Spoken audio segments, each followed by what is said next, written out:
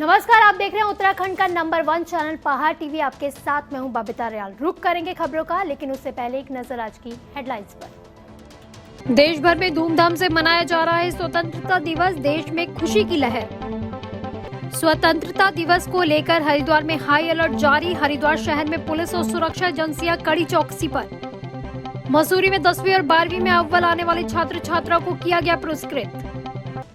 देश की स्वतंत्रता की 75वीं वर्षगांठ के उपलक्ष्य में आजादी का अमृत महोत्सव कार्यक्रम के अंतर्गत एनसीसी की 4 यूके कंपनी के द्वारा खेल विभाग और जिला प्रशासन पौड़ी के सहयोग से कंडोलिया मैदान से क्रॉस कंट्री दौड़ का आयोजन किया गया। इस दौड़ में यूके कंपनी के 23 कैडेट्स ने हिस्सा लिया। इस अवसर पर पौड़ी विधायक मुकेश कोहली, जिलाधिकारी पौड़ी, उप जिलाधिकारी पौड़ी और एनसीसी 4 यूके के commanding officer colonel J K. Ghosh उपस्थित रहे। नमस्कार, मैं अनीता मंगाई, महापौर नगर निगम ऋषिकेश, समस्त प्रदेशवासियों को, समस्त क्षेत्रवासियों को स्वतंत्रता दिवस की बहुत बहुत बधाई, हार्दिक शुभकामनाएं प्रेषित करती हूँ। धन्यवाद। विकासखंड पोखरी में आजादी की 75वीं वर्षगांठ पर अमृत महोत्सव के तहत पोखरी ब्लॉक सभागार में बद्रीनाथ के विधायक महेंद्र भट्ट द्वारा 75 साल से ज्यादा उम्र के 100 पूर्व सैनिकों को सम्मानित किया गया। वहीं पोखरी ब्लॉक सभागार में हुए पूर्व सैनिक सम्मान समारोह को संबोधित करते हुए विधायक महेंद्र भट्ट ने कहा कि भारत की सेना विश्व की सर्वश्रेष्ठ सेनाओं में से एक है। हर सैनिक का सम्मान करना प्रत्येक नागरिक का कर्तव्य है। मन में भाव था कि आज़ादी की 75वीं जो तिथि आ रही है, परसों 75 साल पूरे हो जाएंगे और पूरे देश के अंदर देश के माननीय प्रधानमंत्री द्वारा अमृत महोत्सव का कार्यक्रम ये सब जगह किया जा रहा है। तो एक भाव था कि मैं भी अपने क्षेत्र के ऐसे 75 साल से ऊपर के सभी सैनिकों को, खासतौर विशिष्ट में जो उनको सेवा मेडल मिले हैं उनको, और वीरांगना या ऐसी माताओं को मैं सम्मानित कर सकूँ, उस दृष्टिकोण से 10 तारीख को जोशीमठ में, आज 14 तारीख को अखंड भारत के दिवस के दिन मैंने पोखरी में, कल आज़ादी के दिवस के दिन मैं भुवनेश्वर के अंदर ये कार्यक्रम कर रहा हूँ। हम सम्मान नहीं कर सकते, एक उत्साह बढ़ाने के लिए भविष्य के अंदर नौजवान इनसे प्रेरणा लेकर आगे बढ़ सकें, इस उद्देश्य से ये कार्यक्रम रखा। आज़ादी की 75वीं वर्षगांठ के कार्यक्रम अमृत महोत्सव के रूप में मनाया गया है। ये सरकार की और विधायक जी की एक अच्छी पहल है। इसको ये कहूँगा कि देर आए दुरुस्त आए। सबसे पहले बात यह है कि ये उत्साहवर्धक है जी, आने वाले पीढ़ी के लिए प्रेरणादायक है जी। मैं जो है ऐसे राजनेताओं से, ऐसे समाज सेवाओं से जो है अपेक्षा रखूँगा कि भविष्य में ऐसे कार्यक्रम आयोजित किए जाएँ। अध्यक्ष जिला पंचायत बागेश्वर, आज़ादी की 75वीं वर्षगांठ पर समस्त जनपदवासियों को, क्षेत्रवासियों को, प्रदेशवासियों को और देशवासियों को बहुत बहुत बधाई देती हूँ, शुभकामनाएं देती हूँ और सभी के उज्जवल भविष्य की कामनाएं करती हूँ। स्वतंत्रता दिवस को ध्यान में रखकर हरिद्वार में हाई अलर्ट जारी किया गया।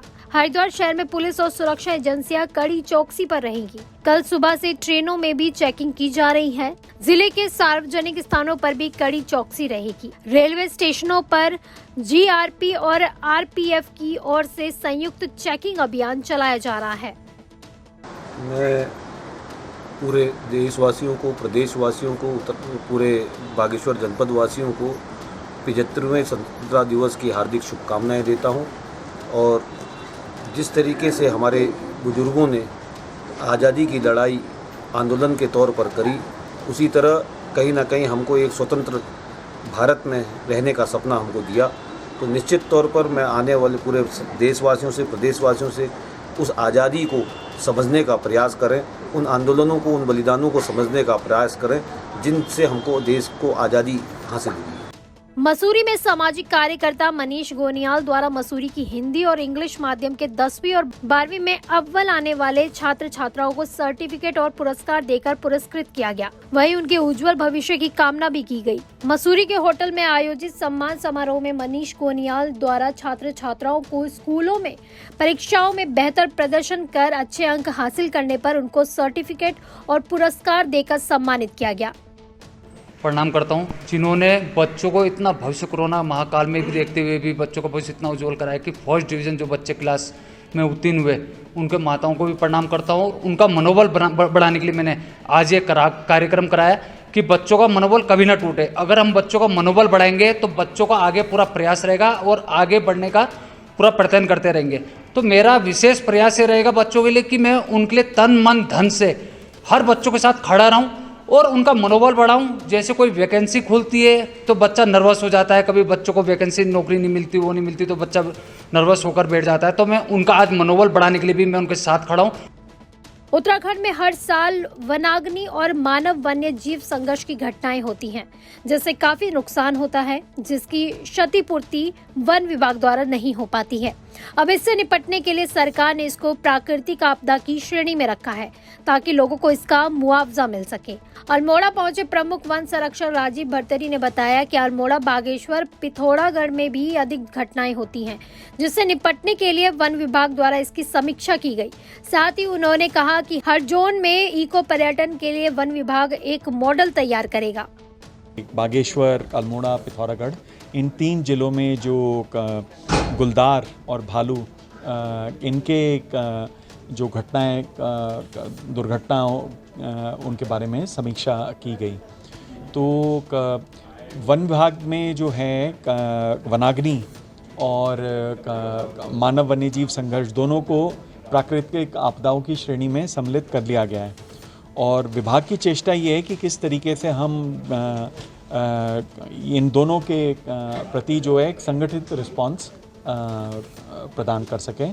पिथौरागढ़ और अल्मोड़ा दोनों जनपद में एक गुलदार की समस्या गंभीर है और ये आवश्यकता है कि किस तरीके से बचाव किया जाए और दुर्घटना को होने से रोका जा सके। तो आज यहाँ पे अल्मोड़ा में हमारा प्रस्तावित मॉडल फायर क्रू स्टेशन है, उसका निरीक्षण किया गया। वो बहुत ही अच्छा एक उपयुक्त स्थल है। डिवीज़न को एक एक टारगेट दिया गया है, तो पिथौरागढ़ में भी है, बागेश्वर में भी है, चंपावत में भी है और ये वेस्टर्न सर्कल के 5 डिवीज़न में है। तो आइडिया ये है कि पहले वो एक मॉडल बनाएं और जब वो पूरी तरीके से स्थापित हो जाएगा तो फिर हर रेंज के अंदर इसी प्रकार से एक एक बनाया जाएगा। जनपद पिथौरागढ़ के दूरस्थ क्षेत्र पर्यटन नगरी मुनस्यारी में ऑक्सीजन जनरेशन प्लांट बनकर तैयार हो गया है। इसके संचालन के बाद अब सीमांत क्षेत्र मुनस्यारी के गंभीर मरीजों को ऑक्सीजन के लिए जिला चिकित्सालय पिथौरागढ़ और अन्य शहरों की ओर रुख नहीं करना पड़ेगा। कोरोना संकट के बीच मुनस्यारी वासियों के लिए राहत भरी खबर है। कोरोना संकट के बीच लोगों को जिला चिकित्सालय और अन्य शहरों की चक्कर न काटने पड़े, इसके लिए वहीं आज सीएचसी प्रभारी चिकित्सा अधिकारी दिनेश चंदोला ने सीएचसी में बन रहे ऑक्सीजन प्लांट का निरीक्षण किया। प्रदेश सरकार में मंत्री रेखा आर्य ने अपने विधानसभा सोमेश्वर के रामलीला मैदान में दीप प्रज्वलित किए। बाल विकास द्वारा आयोजित राष्ट्रीय पोषण मिशन योजना के अंतर्गत महिलाओं के पोषण स्तर को सुनिश्चित करने हेतु आज सोमेश्वर विधानसभा के कुल 210 लाभार्थियों को प्रेशर कुकर वितरित किए गए, जिसमें से 60 गर्भवती महिलाओं को और 150 विभिन्न ग्राम सभाओं को ये पोषण किट वितरित की गई। इसी बीच महिलाओं का सम्मान किया गया और उन्हें कुकर वितरित किए गए। आजादी की 75वीं वर्षगांठ को पूरे देश में आजादी के अमृत महोत्सव के रूप में मनाया जा रहा है। पिथौरागढ़ में भी नेहरू युवा केंद्र द्वारा आजादी के अमृत महोत्सव के तहत तमाम कार्यक्रम किए जा रहे हैं। इसी क्रम में नेहरू युवा केंद्र वॉलंटियर्स द्वारा पिथौरागढ़ के स्थानीय दीप सिंह मैदान में वॉल पेंटिंग की जा रही है, जिसमें देशभक्ति की भावना से ओतप्रोत तरह तरह की पेंटिंग्स बनाई जा रही हैं।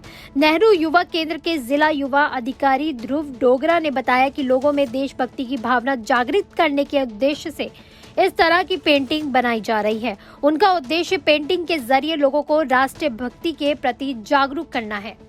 आज़ादी के अमृत महोत्सव के उपलक्ष्य पे जनपद पिथौरागढ़ में एनवाईके पिथौरागढ़ द्वारा विभिन्न कार्यक्रमों का आयोजन किया जा रहा है, जिसमें फिट इंडिया फ्रीडम रन जो 75 गांवों में प्रायोजित की जाएगी समस्त विकास खंडों में। इसके अलावा देव सिंह मैदान में हमारे राष्ट्रीय स्वयंसेवकों द्वारा एवं युवा मंडल के सदस्यों द्वारा वॉल पेंटिंग के माध्यम से लोगों के बीच में राष्ट्र भावना की जागृत के लिए एक अभियान चलाया जा रहा है। इसके अलावा एक नुक्कड़ नाटक का भी प्रयोजन किया गया है, जो जनपद स्तरीय कार्यक्रम में समस्त अतिथियों के सामने विमुख किया जाएगा। टिहरी जिले में विगत 2 अगस्त से आशा कार्यकर्ता अनिश्चितकालीन हड़ताल पर चल रही हैं। आशाओं ने विभाग पर आरोप लगाते हुए कहा कि उन्हें गुमराह करने के लिए मानदेय बढ़ाने के शासनादेश जारी होने की बात कही जा रही है, जबकि कोई शासनादेश जारी नहीं हुआ है। उन्होंने कहा कि जब तक शासनादेश जारी नहीं होगा, हड़ताल इसी तरह जारी रहेगी। अखिल भारतीय आयुर्विज्ञान संस्थान एम्स ऋषिकेश में शनिवार को क्वालिटी हेल्थ सर्विसेज पर आधारित NABH की कार्यशाला का आयोजन किया गया, जिसमें अस्पताल में गुणवत्ता परक उपचार पर जोर दिया गया।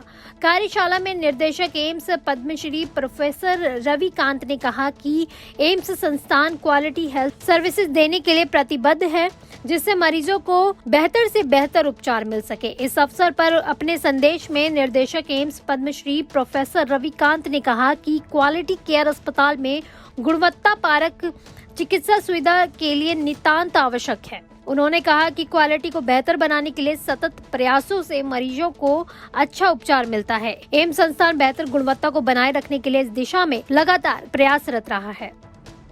विकासखंड मुंसियारी का आपदा प्रभावित धापा गांव एक बार फिर आपदा की चपेट में आया है। धापा गांव के ग्राम प्रधान से मिली जानकारी के मुताबिक आए दिन विकासखंड मुंसियारी में हो रही भयंकर बारिश के चलते कल रात को बिजली की भयंकर गड़गड़ाहट और आंधी तूफान के साथ ही भयंकर बारिश हुई, जो धापा गाँव के ग्रामीणों के लिए आफत बन गई है।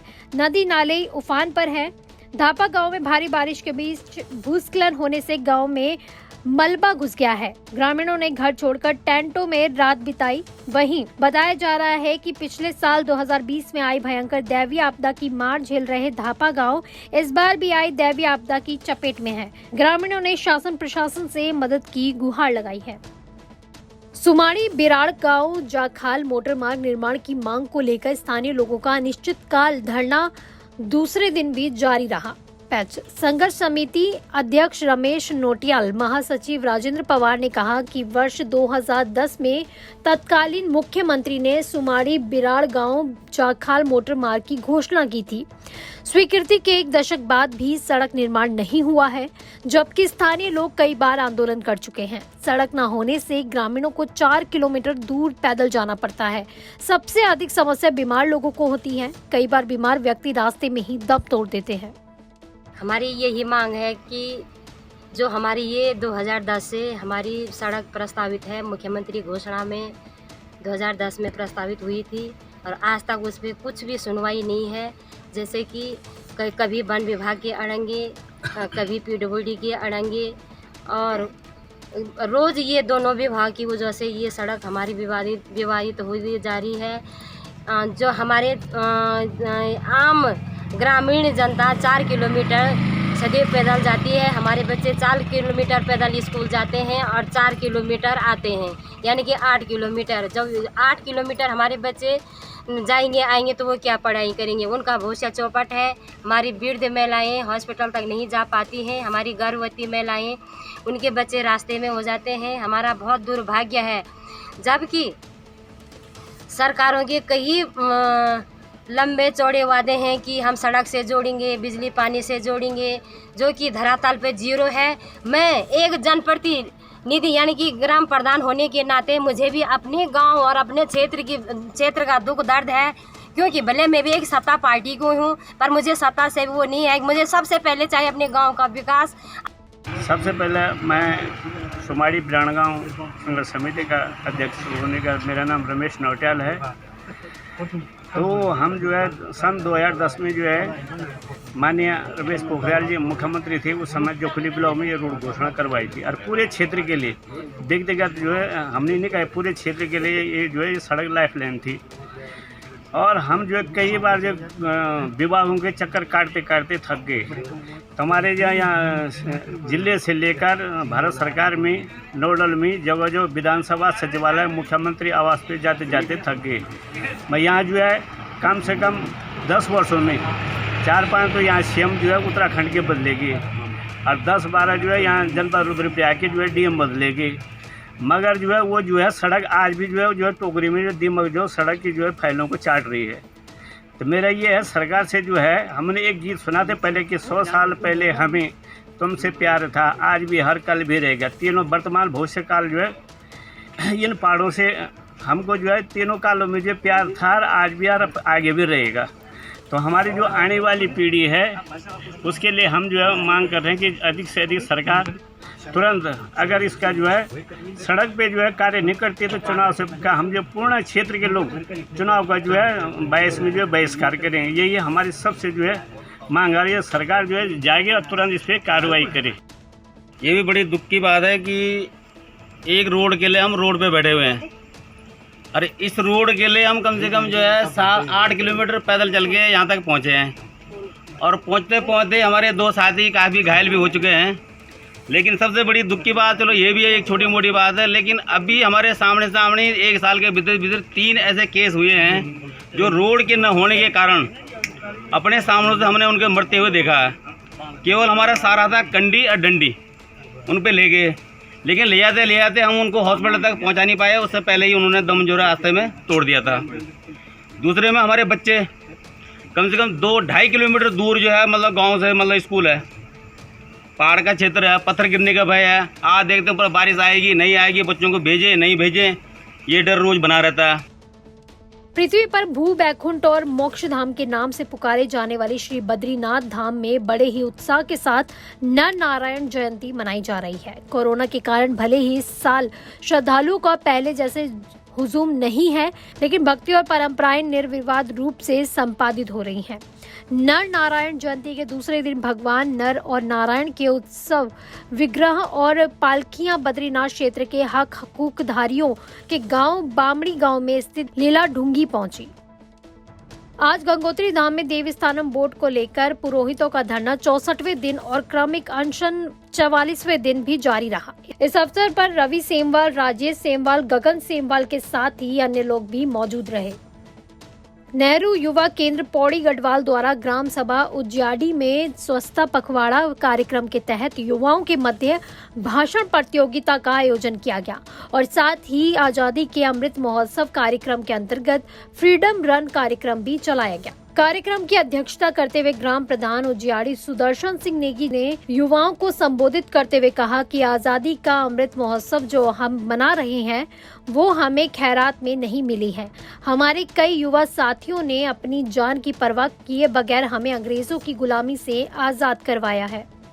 नेहरू युवा केंद्र पौड़ी की ओर से आज हमारे विद्यालय राजकीय स्कूल उज्जाडी पौड़ी गढ़वाल में यहाँ पे स्पीच कंपटीशन और दौड़ का आयोजन किया गया। भाषण प्रतियोगिता में हमारे विद्यालय के बच्चों ने बढ़ चढ़ के प्रतिभाग किया है, साथ ही साथ दौड़ का भी यहाँ पे आयोजन किया गया। जोशीमठ के रविग्राम पेट्रोल पंप के समीप रहने वाली सरस्वती देवी को भालू ने हमला करके गंभीर रूप से घायल कर दिया। महिला के पेट, हाथ और गांव के पिछले और गहरी चोटें आई हैं। जोशीमठ नगर क्षेत्र में पिछले काफी समय से भालू का आतंक बढ़ गया है।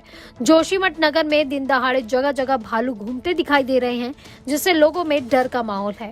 शुक्रवार दोपहर बाद अपने घर पेट्रोल पंप रविग्राम से खेतों की ओर जा रही सरस्वती देवी को एनटीपीसी के कैंपस के निकट भालू ने गंभीर रूप से घायल कर दिया। महिला के चिल्लाने पर भालू भाग गया, जिसके बाद आसपास के लोगों ने महिला को अस्पताल पहुंचाया।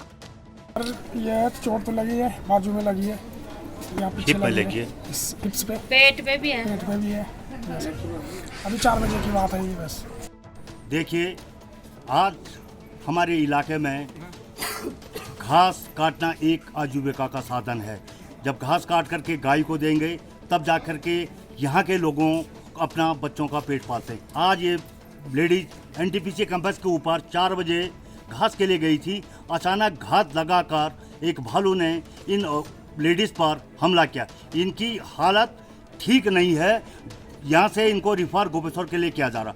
हम वन विभाग की बिल्कुल निष्क्रियता को मानते हैं, क्योंकि आज से ये वो बस्ती के लोग 10 या 12 बार वीडियो बना करके जंगलात विभाग को भेज चुके हैं। वो भालू कंटिन्यू उसी इलाके में रहता है, लेकिन हमारे जंगलात विभाग की इतनी निष्क्रियता है कि वो कोई कार्रवाई नहीं कर रहे हैं। देखिए, विभागीय तौर पे तो कुछ भी पहले से कोई भी धनराशि देने का प्रावधान ऐसे है नहीं, फिर भी हमारी तरफ से 20,000 रुपये की धनराशि दे दी गई है कि प्राथमिक उपचार हो पाए।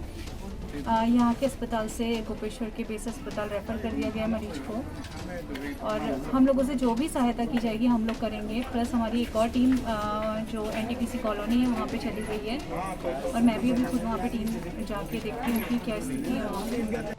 जोशीमठ नगर से 38 किलोमीटर आगे नीति घाटी के प्रवेश द्वार सुराई ढोटा के मरखुड़ा में पिछले 2 दिनों से पहाड़ी से लगातार बोल्डरों की बरसात जारी है, जिस कारण से ग्रामीणों में खासा खौफ देखने को मिला है। पहाड़ी से गिर रहे बोल्डर कभी भी किसी अप्रिय घटना को अंजाम दे सकते हैं। इन बोल्डरों के गिरने से तमक गांव की दूर संचार और बिजली दोनों ही ठप हो गई हैं।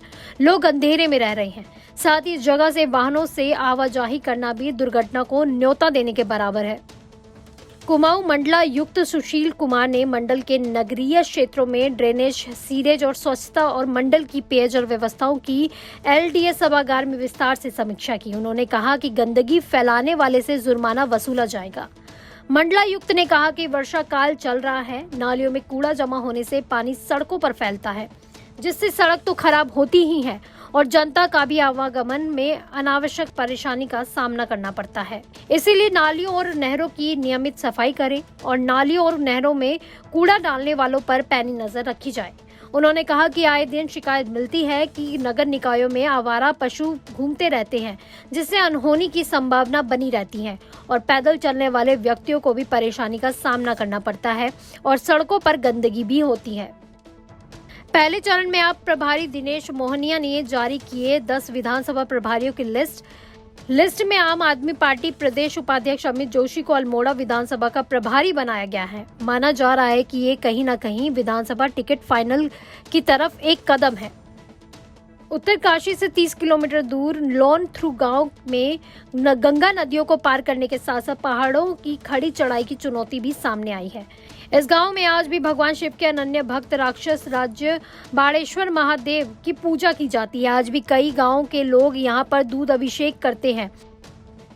उत्तरकाशी जनपद के कुछ स्थानों पर 17 तारीख को सुबह 9 बजे से शाम 5 बजे तक विद्युत आपूर्ति पूर्ण और आंशिक रूप से बंद रहेगी। आपकी जानकारी हेतु बता दें कि ग्राम मातली में 33 केवी लाइन शिफ्टिंग और धनारी गार्ड में सोलर पावर प्लांट की 33 केवी लाइन निर्माण हेतु कार्य किया जाना है, जिस कारण विकासखंड डूंडा और चिन्याली सोन के समस्त डूंडा, धनारी क्षेत्र के सभी गांव और चिन्याली सोन क्षेत्र के सभी गांव तथा कल्याणी ब्रह्मा खाल क्षेत्र के सभी गांवों में विद्युत आपूर्ति बंद रहेगी। पहाड़ टीवी में आज के लिए बस इतना ही। पहाड़ टीवी की बड़ी और अहम खबरों के लिए आप देखते रहिए पहाड़ टीवी। नमस्कार। ये है मेरा उत्तराखंड।